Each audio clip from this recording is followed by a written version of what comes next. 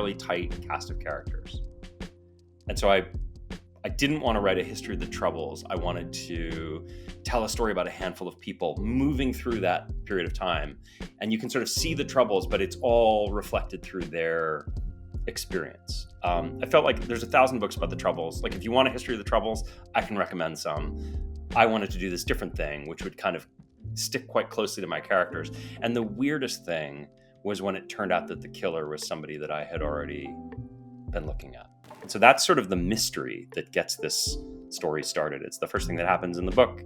And in a way, the kind of question mark about what happened to this woman hangs over the book, but honestly also sort of hung over Northern Ireland for many decades after it happened.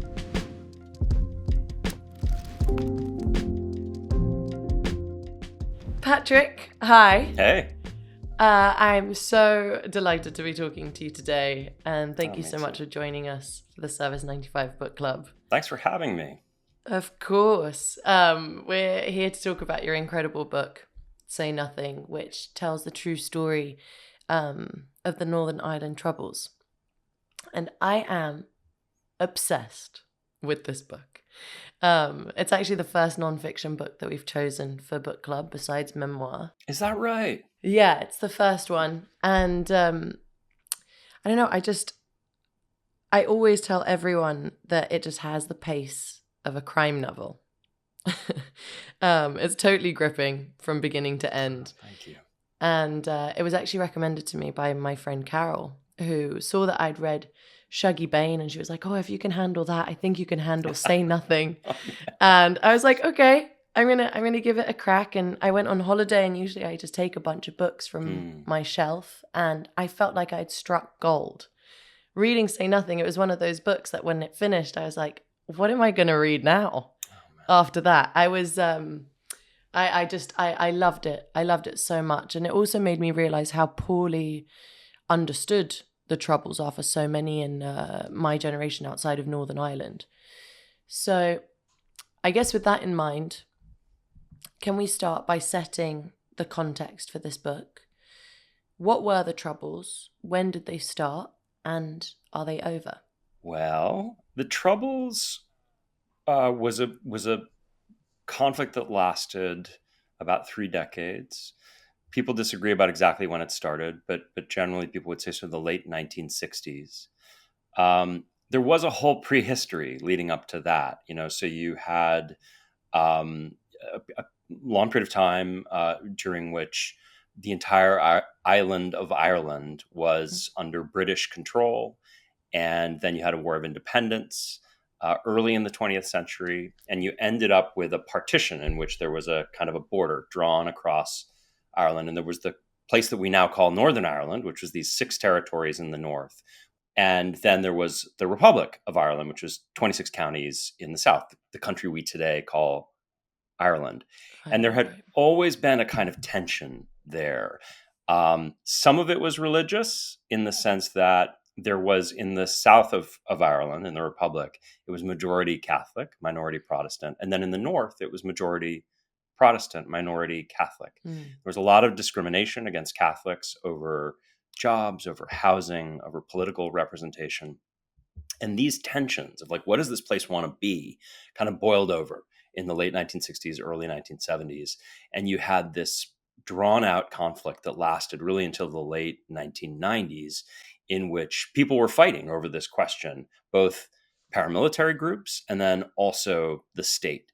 And it kind of went on and on and on until it stopped with the Good Friday Agreement in the late 1990s. And to the last part of your question, I think there is peace now in Northern Ireland. I think if you talk to most people who remember what the Troubles were like, they would tell you it is so much better now. Right. But have the tensions gone away? They haven't. I would say it's a cold peace, and we can get to this, but I think you have things like Brexit that happen and suddenly take what had been the status quo there and mix it all up in interesting ways. Right. Yeah, I found that part extremely fascinating of how things might be potentially changing with Brexit in our midst. You open the book with the disappearance of Jean McConville. And she's a widowed mother of 10, living in grinding poverty on a sprawling sink estate. But as you say, this was Belfast in 1972, where immense, unruly families were the norm. So Jean McConville wasn't looking for any prizes, and she didn't get any. In many ways, this was a family that I guess should have been unremarkable. And yet, because of the awful thing that had happened, Jean McConville's name will always be associated with the Troubles. Can you tell us about her and why you decided to start the book with her story? Yeah, absolutely. I mean, it's funny, your first question was about the Troubles, and the book is about the Troubles in some sense, but I didn't set out to write a book about the Troubles. Like, the way I came into this story was with the story of Jean McConville, and then the story of another woman I know we'll talk about, Dolores Price. And it was really these human stories. That's usually the way my projects start, is not with a kind of big idea or a big concept or a big thing that I want to write about. It's much more kind of ground level stories about people who I find captivating and intriguing for one reason or another. And Jean McConville was, as you say, she was a widowed mother of 10 living in West Belfast. They were unusual in the sense that she was a Protestant and she had married a Catholic. And so they were a mixed family, which at that time was fairly unusual in Belfast. And she had all these kids, and her husband had died of cancer about a year earlier. And one night in the winter of 1972, they were at home in this housing project, and a gang of masked intruders came to the door. They had guns. There were women and men. And they said to the children, "We want to take your mother away. We just want to talk to her. We'll bring her back in a few hours." And they dragged her out. She had little kids, and they were clinging to her legs and screaming. And they dragged her out and they took her away in a van. And the children never saw their mother again. And part of what was so poisonous about what happened there was that many people were killed during the Troubles for a variety of reasons, but often their bodies would be left out in the street. And in this case, you had these kids who had been orphaned, but they didn't even really know it for sure. And so they grew up in a kind of uncertainty about what happened to their mother. And so that's sort of the mystery that gets this story started. It's the first thing that happens in the book. And in a way, the kind of question mark about what happened to this woman hangs over the book, but honestly also sort of hung over Northern Ireland for many decades after it happened. Yeah, well, I was going to say, because the consequences of Jean's disappearance were, of course, devastating for her family. But I think something that was hard to read, and now that you reminded me about there being men and women kind of going into the house and saying that we're going to take your mother and bring her back in a couple hours, was also the thing that nobody stepped in to help the children when Jean never returned. They were literally left to fend for themselves. Not the neighbors, not the church, not even the authorities, at least not initially. What does this tell us about the kind of society that they grew up in? Yeah, it's such a hard one because in some ways, this is a story that is about tribes. It's about the way in which, when there's a violent conflict, and this happens in many, many different parts of the world, right? There's a sense of like tribal allegiance, tribal solidarity. You're in our group, you're in the other group. And that's the way you see the whole world. And yet the thing that's kind of devastating about this story is that in this case, the community that these kids came from shunned them, turned its back on them. And I dug up, in my reporting for the book, I got a hold of the notes that a social worker had made, the social worker who was kind of checking in on this apartment with all these kids. And the authorities kind of had a sense of, we should probably take these kids away and put them in care, put them in orphanages of some sort. And the children, devastatingly, were sticking to that apartment. They didn't want to leave because they said, well, what happens if our mother comes back? We want to be here. And so, yeah, I'm not surprised that you were troubled by that, because it was something that really lingered with me, the way in which all the institutions, but also just the neighbors, the grown-ups who lived in the area, turned their back on them.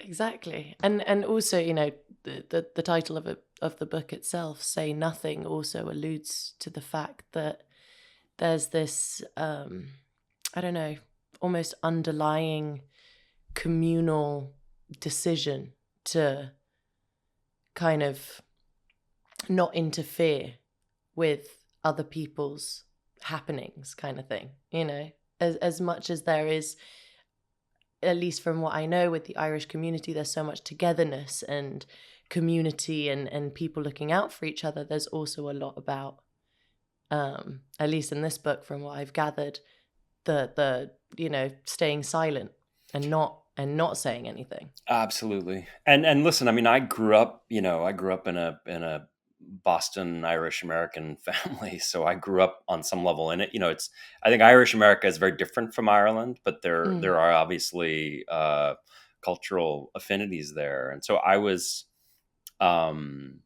had some familiarity with the tendency to look the other way when something terrible might be happening just down the street, but a sense that the right thing to do is actually kind of avert your eyes and not go knocking on the door and asking what's happening in there. This book has a very compelling cast of characters, but for me, the heart of this book is the Price sisters, and Dolores and Marianne, and they're the first women to join the IRA as frontline soldiers. And I found them so fascinating, like partly because I feel like you rarely hear stories about women, you know, or from a woman's perspective in conflict. Can you tell us about them, starting with their upbringing, but also how their story intersects with Jean McConville? You know, Dolores Price, it's funny. She said Dolores, but people say Dolores. There's many different ways of saying it. Yeah, Dolores. She died in 2013. And that was the way this project started for me, was I read her obituary in the New York Times. And I had never heard of her. I didn't know who she was. And the first thing it said was that she had been the first woman to join the IRA, not in an auxiliary capacity, like not in a sort of working, you know, in the background, helping hide weapons or bandage up soldiers. She was out there leading missions and planting bombs and carrying a gun. Yeah. And that in and of itself was kind of amazing to me, because I had always thought of the Troubles as this very male story and the IRA as kind of a male paramilitary organization. So in 1973, she and her sister go to London and bomb the Old Bailey, and they end up getting locked up in Brixton, and they go on hunger strike. And at the time, it was this hugely famous hunger strike where initially they were on hunger strike and were starving themselves nearly to death. And then the British government stepped in and started force feeding them against their will to keep them alive. And again, I had known about Bobby Sands, you know, I'd known about the male hunger strikers, but this was news to me. And then the last piece that really intrigued me was the suggestion that when she was older, she had kind of looked back on her youth and some of the decisions she'd made with some misgivings in light of where things went with the conflict, and that there were certain things she'd been involved in and the truth was starting to come out. And that one of them was the abduction and murder of this woman, Jean McConville. So to me, that was like the seed for this book, was the idea that there were these two very different women, one of them a perpetrator, Dolores, and one of them a victim, Jean, and that they were joined by this one act of violence.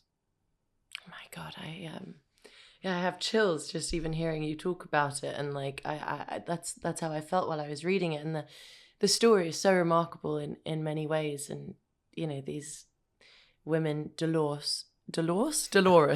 You can honestly, it's like you can say Dolores. Believe me, we've just done this. We're turning it into a television. It's a 9-part TV series, and we had like 150 people on the set, and everybody had a different pronunciation. So yeah. Okay, so you know, Dolores and Marianne, they were young, they were passionate, they were radical, but they were also glamorous in a way that captured the imagination of the press at the time. And like you said, you know, they spent years in jail, they ravaged their bodies through hunger strikes, but they remained so unapologetically committed to the Republican cause. Mm-hmm. And I guess they would use violence in any capacity to be able to achieve it. I wonder if there's anything that their story can tell us about the role of women in Northern Ireland at the time. Well, I mean, part of what is so fascinating about them is they were these very modern creatures. And as Mm, you say, I mean, this is a thing I had to handle quite carefully in the book because I didn't want to romanticize anything myself. And yet, I think if we're being honest with ourselves, part of the reason that young people run off to join an underground army and take up arms against the state and potentially kill civilians is that they think that there is a kind of romance in it, right? Is mm, that they see themselves. I mean, all of these young IRA members, they were all obsessed with che Guevara. right. They had a sense of themselves as kind of part of a lineage of revolutionaries. And so at a certain point, I tracked down this, long since it doesn't even exist anymore, but this Italian fashion magazine, which in Mm, 1973 sent a photographer to take Dolores Price's picture. And that's the photo that's on the cover of the book. But she's got a pea coat with a popped collar and this big turtleneck, which she pulls up over her mouth and nose as if it's a yes. balaclava. And this kind of, sort of slightly pixie-ish haircut that she had, and she's just looking dead into the camera. This is somebody who had a real grasp of image and of her own glamour and her own kind of power. And I think part of what I found so unsettling reading about her and learning about her was that she identified very much as a feminist, but Mm, her version of feminism in 1972, 1973 was, I want to be able to kill people too. It was, I want to, gosh, right. I want to carry weapons. I want to lead crews. I want to plant bombs. Why is it that a man would be allowed to do that and I wouldn't? And so I think that tells you, in part about the sort of stuffiness of the Irish society that she came from, but also in part about the sort of extreme of her radical politics. Mm. Yeah, it seems like her idea of equality was quite warped in a sense. But I think, you know, now, for example, there's been a massive shift in the past 50 years, about women in the government in Ireland, where they make up around like 35% of it. And I think it's all about women not really having a place, that now it's become really prevalent, which has just been really interesting to read about. Absolutely. Something that this book does so brilliantly is it really builds drama around the central characters, and it really tells their story in a lot of detail.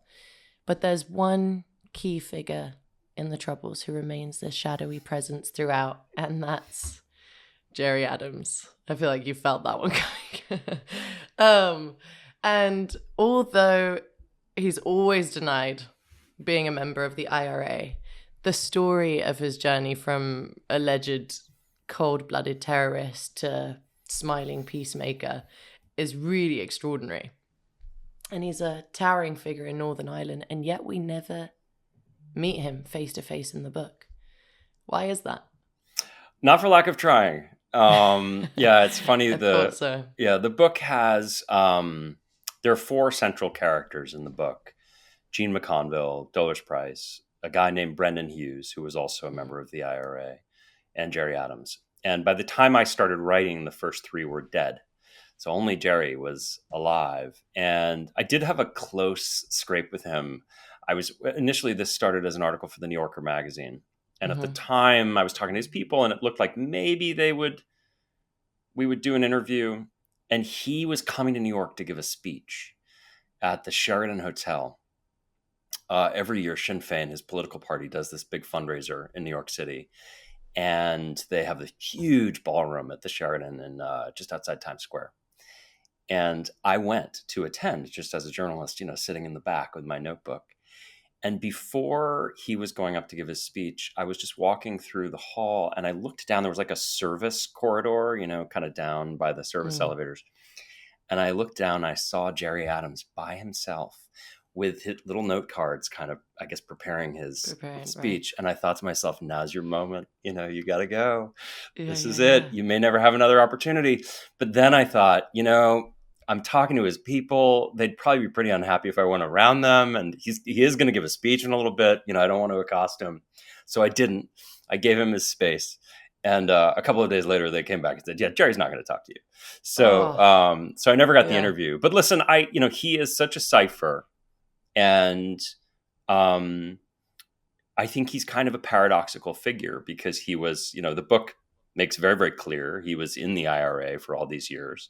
He worked closely with Dulles Price, gave her orders, Mm, and some of the things that she talked about doing in her later years, she did on his orders. yeah. But then he also steered the IRA to peace and became, I think, a peacemaker in a way that we should celebrate. So it's this sort of weird cast of characters where some of them are like very warm-blooded people who you sort of relate to emotionally, but their political ideas are very, very extreme. And then Adams, I think, kind of comes out in the right place politically in that he ends the conflict, but he's a very chilly guy. I mean, he's not someone that I think that it's easy to feel emotionally connected to. A question that I found myself asking as I read this book was, what does justice look like in the context of conflict? Because you have Jean McConville's son, Michael, riding in a taxi driven by one of his mother's abductors, and it's just another day in Belfast. And then since the release of paramilitary prisoners following the Good Friday Agreement, victims and perpetrators, they often walk past each other in the streets. And I was just wondering, is there an unavoidable trade-off, between peace and justice? It's such a good question, and I think it is the question that still haunts the place. Mm, I think that there are a lot of people who feel as though it's a very, very cold peace. We're all living here cheek by jowl, as you say, sometimes just across the street from somebody who did some terrible thing. And we all have long memories. Like, we remember the terrible things that happened during mm, that period of time. I think there are some people who feel as though the cost of peace is silence, actually. I mean, this comes back to this say nothing idea, right? But yeah. let's just not even ask. Let's not look into it. It's better that we not get into it. And then there are others who really want some kind of reckoning. But it's hard because what would be fair? What would be reasonable? I talked to somebody at a certain point when I was doing my interviews. I talked to a former Republican prisoner, and he had spent a lot of time in South Africa. And I said, South Africa had this truth and reconciliation process, and it wasn't perfect, but it's pretty good as these things go. And the idea was everybody will come in and tell the truth about what happened, and you get immunity when you tell the truth. So you're not going to get justice. You won't see people locked up or prosecuted, but at least we'll be able to say, here's what happened to your loved one. You'll have a kind of Right. historical record. And I said, they did that truth and reconciliation thing. Why wouldn't that work in Northern Ireland? And this guy said, well, in Northern Ireland, there was in South Africa, there was a winner. That Northern Ireland was kind of more of a stalemate, and it's just hard to figure out like what's Yeah. reasonable. How do you get people to agree on how to deal with the past? So that's still a thing that I think really haunts the place today. Mm. Yeah. I mean, I guess so, understandably. Maybe that also answers the first question a little bit about, are the troubles really over? I think there's maybe that feeling still looming over the people in the community. I think that's right. I mean, I think that listen, in one of the things that's been really fascinating for me since the book came out has been that it resonates in a bunch of different places in different ways. And so for me, it has become kind of this prism through which you can look at different conflicts in different places. In Barcelona, people read the book in Catalan, Yeah. and they see their own history kind of filtered through it. I've spent some time in Colombia, and people read it in Spanish there. And, I talk to people there about the disappeared and about post-conflict justice and reconciliation. And so I think that, none of this is universal. I think every country is very, very specific. But I have found that it's often the case in the aftermath of a terrible conflict that you need to come up with these sort of imperfect resolutions. What do we want? Do we want justice? Do we want truth? Do we want peace? These things are all kind of in tension. Yeah. And I don't think that the outcome in Northern Ireland is like perfect by any means, but I will tell you, it is a very pleasant. I'm a big booster for, go to Belfast, go to Derry. It's a Yeah, wonderful yeah, yeah. place. It is safe. It is, I think, a thrilling place, a thrilling part of the world, and it's just much, much different than it was during the years of conflict. So even though there are still all these ghosts, Yeah, of course. Like people are in getting on with their place. lives. Mm, mm. I want to turn for a moment to the style you use for the book. It's nonfiction, but you get right inside the heads of your characters as you would in a novel. And I guess that for me is what makes it incredibly moving. But I guess you don't have that kind of comfort of it being fiction in a way. And without giving too much away, I mean, I personally shed tears when the nappy pin in Jean Always War reappears at the end of the book, and I just think it's brilliant storytelling and often very painful. What were some of the challenges writing in this style, and were you always confident that you'd be able to, or were you always confident that it would just work out in the way that it did?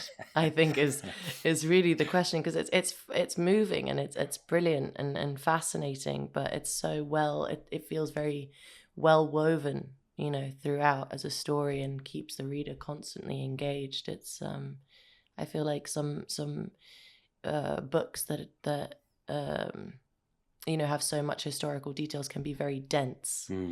And this was a very wonderful way to get in and really learn and understand what happened.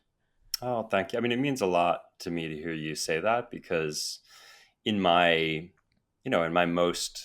my highest ambitions for the book were that it would read that way, that it would read, if you go to the end, and most people don't, right? But at the end, there's like 100 pages of endnotes. You can see that every detail comes from somewhere, and I had to eke those details out. It takes a lot of work to do it, but I wanted when you were reading it to have it feel kind of seductive and absorbing and moving. Totally. This is not my analogy. Some other writer had this analogy, but there's a great analogy I love, which is somebody likened this to when you see a duck like gliding along a pond, and above the water, the duck just seems so serene and is just kind of, it's like on glass. It's just gliding along. And underneath the water, there's all this furious paddling happening in order to accommodate that. And I think ideally for me, you don't really see the paddling. Like, you have to go to the end notes to see all the work that's gone into it. But I want it to feel kind of frictionless as you're reading. And I wasn't always confident I could make it work. I mean, the one thing I knew is that it was an extraordinary story. As I mentioned, it started as an article. And I remember having lunch with my book editor when I was working on the article. And the article hadn't even come out yet, but I was sort of in the midst of it. And I was telling him about it, and I started crying over lunch as I was talking to him. And I'm not somebody who we've only just met, but I'm not somebody who like is prone to doing that all the time. This was a notable moment in which I suddenly burst into tears, and I think we both sort of had a moment of knowing that there was something. There was just a kind of a sort of deep, intense human story here, and so then the challenge was, am I able to take that and translate it in a way that will feel responsible and will really resonate with readers? And so that was the challenge, and it means a great deal to hear that it resonated with you. Yeah, I mean, I loved it, and yet while it does have the pace of a detective story, it is a piece of investigative journalism, through and through. And I mean, you perhaps come closer than anyone to solving Jean McConville's disappearance and murder. You even name the killers. And it's so raw and recent, and many of the victims' families are still campaigning for justice. Like, how did you cope with that burden of responsibility? It was hard. I mean, you know, this is something that has happened across different books and different projects for me, but you go out there and you talk to a lot of people, and a lot of the time you're asking people about the worst moments of their lives. Mm, There's a kind of intimacy that you develop with your sources, and sometimes they're people you just meet once, but you sit with them and you talk for 3, 4, 5 hours about what they've been through. And of course you feel a responsibility there, but I should say there's another kind of responsibility too, right? Like in the case of Jean McConville, um, this kind of wild thing happened, which is that I knew she'd been shot, and I knew that she'd been buried in a secret grave. Um, and I didn't start out thinking I was writing a whodunit. I didn't, right.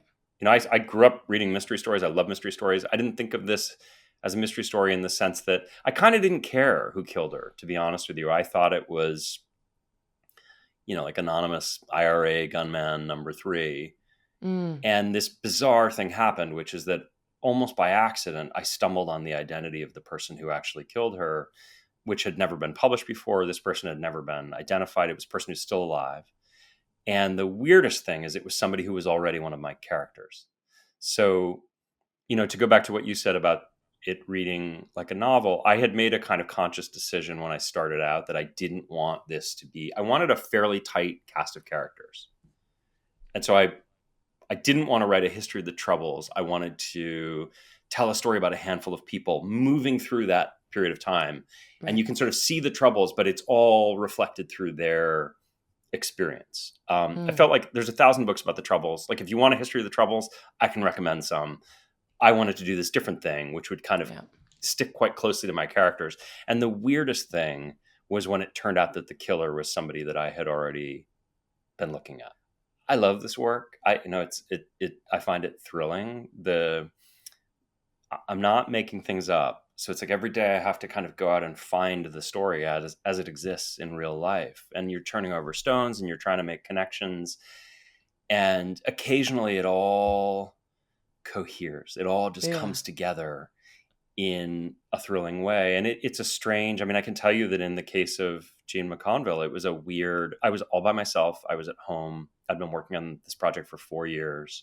I was sitting at my desk, and I was rereading an old transcript that I'd read a bunch of times. And suddenly I made this connection. And my first instinct, if I'm being honest, was I was hollering. I was so excited. I felt like it was the most thrilling moment I've had in my journalistic career. And Mm, that lasted for about a minute. And then I realized I have to tell the adult children of Jean McConville who killed their mother. It's sort of, it suddenly hits you like a ton of bricks that this isn't make believe, yeah. it's real. Yeah. Yeah. Yeah. Yeah. You don't have that comfort of imagination to kind of fall back on. But really, really fascinating. And as you said, this book started life as a 15,000 word long form essay in the New Yorker, where you're a staff writer, as did your equally brilliant book, Empire of Pain, which is about the opioid crisis in the US. Do you know, and I guess you kind of answered it a little bit just talking about, how you started it when you were telling your editor about the early beginnings of Say Nothing. Like, do you know when a feature for the New Yorker that you write, whether it's going to turn into a book? And how does the research and the writing process change, for you when you transition between those two formats? Yeah, it's a weird thing. I've done it now. I'm in the process of doing it for the 4th time, taking something that started as an article and expanding it into a book. Most of my articles don't.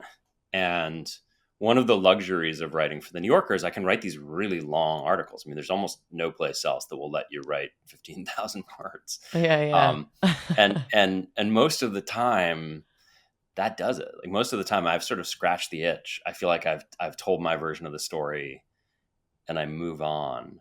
And there's just been a handful of times where I feel like I tell the version of it that's a long magazine story, and I just feel like it's bursting at the seams, that there's so much more that I had to leave out, or there are big questions that I'm left with that I want to answer.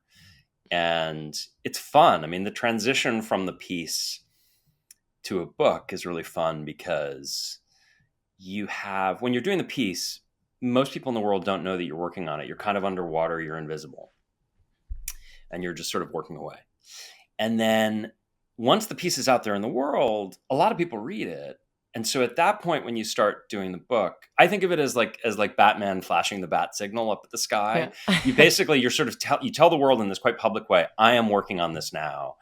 And what's amazing about that is that suddenly people find you. Like, you go from the process where you're working on the article and reaching out to people, suddenly people start getting in touch with you. So in the case of Empire of Pain, which is a book about the Sackler family and the opioid crisis, that started as an article in the New Yorker about the Sackler family. And after the article came out, the college roommate of Richard Sackler sent me an email. It's these things where people I wouldn't have even known to look for suddenly come out of the woodwork and find me, which is great.